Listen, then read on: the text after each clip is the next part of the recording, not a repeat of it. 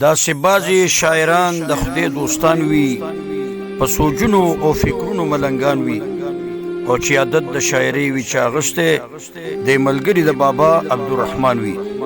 نو د همدرد شعرونه ټول به د عبرت وي او سرنګون به بې عبرته شاعران وي. بل ته کړې نظر د شرافت، الله در به کې هم تا لره عزت، او ښه اخلاق په دنیا غټه سرمایه ده چې لاو کې د الله ښه عبادت. نو ای همدرد د ځان کې خپله دا پیدا که، بیا کوه په قلم بل ته نصیحت.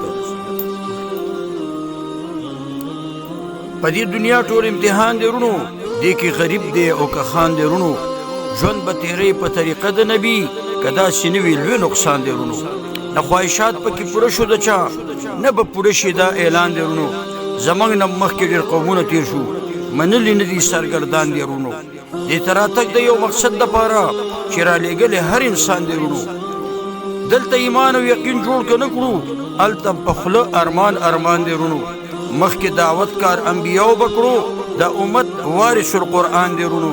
او د نیابت کار په ذمه دی زموږ، حکم د پاک الله سبحان دی رونو. که مو کولو خو عزت دی پکې، که چا ونه کړو ترې فرسان دی رونو. نو همدرد خو وایي د ژوند مقصد دی زما، هم د حضور مې دا فرمان دی رونو.